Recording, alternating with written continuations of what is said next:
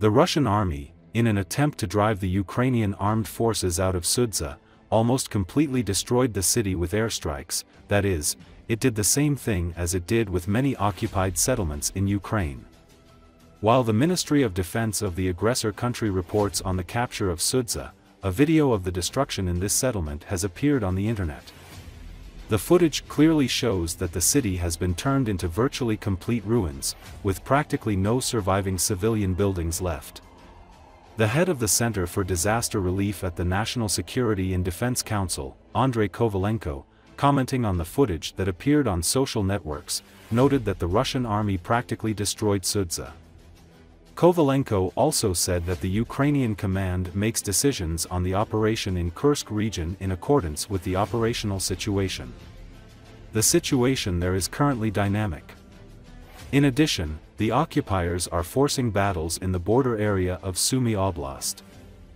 The Ukrainian Armed Forces are responding to these attacks, inflicting losses on the enemy. Parts of the Kursk region have been under Ukrainian control since August, when Ukraine's military mounted a surprise cross-border offensive and quickly captured approximately 500 square miles of land, including the town of Sudzha. At the time, the move was seen as an attempt to stretch Russian forces thin across multiple fronts, especially as Ukrainian forces were steadily losing ground elsewhere on their own territory. Holding Russian territory was also seen as a potential bargaining chip for Ukraine in any eventual ceasefire talks. Russian forces, bolstered by North Korean soldiers, have been battling to try to retake the land and recently stepped up an offensive to push Ukrainian troops out of the region, as Kiev reeled from the Trump administration's decision to freeze U.S. intelligence and military assistance to Ukraine. With the situation in Sudzha increasingly precarious for Ukraine's troops, in recent days Ukrainian officials have suggested an openness to a retreat. President Vladimir Putin, dressed in fatigues, visited a command post near the front in Kursk. He praised the Russian military formations that had taken back much of the territory captured by Ukraine in the region and called on the troops to seize back all the territory occupied by Ukraine in Kursk for good.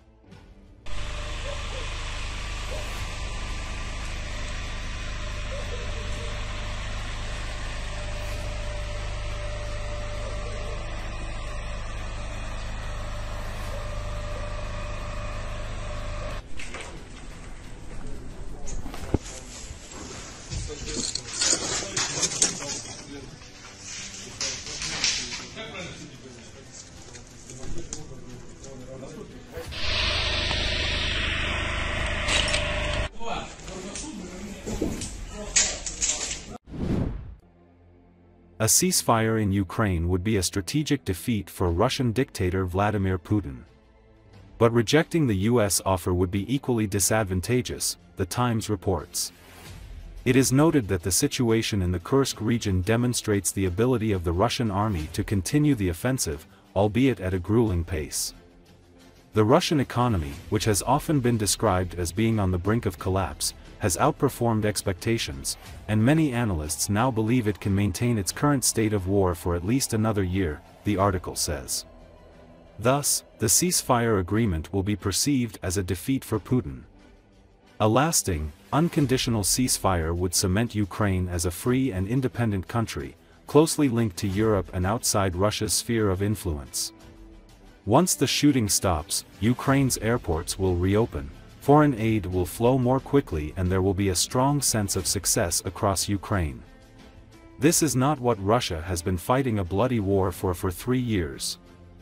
Putin will have a hard time explaining to his followers why he has spent so much blood and treasure, said Malcolm Chalmers, Deputy Director General of the Royal United Services Institute.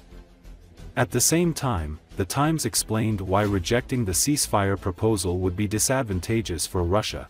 The Kremlin has repeatedly tried to portray Ukraine as an obstacle to peace. If Putin refuses, he will shatter that illusion and risk punitive measures from the White House, including tougher economic sanctions on Russia and increased military aid to Ukraine designed to force him to the negotiating table. Moreover, he risks losing favor with President Trump, whose presidency has precipitated an extraordinary geopolitical realignment that has largely benefited Russia. Let us recall that on March 11, negotiations between the US and Ukraine took place in Saudi Arabia, as a result of which Kiev agreed to a proposal for an immediate 30-day ceasefire. As Reuters reported, citing its own sources, Russia then presented the US with a list of demands for concluding an agreement to end the war. It was noted that the Kremlin's conditions were broad and similar to the demands it had previously put forward to Ukraine, the US and NATO. At the same time, The Economist notes, the ceasefire is not in Russia's favor, and Putin will do everything to delay the decision as much as possible. The temporary pause will give Ukraine a chance to restock its weapons, and it could last longer because polls suggest Russians are war-weary. Whichever side resumes fighting first would draw international condemnation and the wrath of Donald Trump, the article says. Putin's problem, though, is that he hasn't yet gotten what he wanted in Ukraine. His goal was to subjugate or cripple the country, sever its ties with the West, get rid of its troubled president, Volodymyr Zelensky, and permanently weaken its military. But despite the huge losses of 150,000 to 210,000 Russians killed, all Putin managed to do was seize about 11% of Ukraine's territory, adding to the 7% or so he seized in 2014. The end did not justify the means, The Economist points out. At the same time, Putin is looking for an opportunity to win back with the help of Trump what he failed to capture on the battlefield. The danger now is that Putin will try to put his own conditions on the proposed ceasefire, calling for no more American aid, early elections in Ukraine or international recognition of the territory he has seized, the article says. And if Trump concedes, he risks undermining the deal with Ukraine negotiated by his own administration. At the same time, The Economist believes that Putin may try to reduce the effect of the ceasefire proposal by endlessly delaying it under the pretext of seeking clarification. However, the US must show firmness. Stopping the destruction and carnage that have marked the last 3 years would be an achievement for Mr. Trump, even if it is temporary. He has put shameless, and harmful, pressure on Ukraine, which was easy. Now it is time to put pressure on Putin.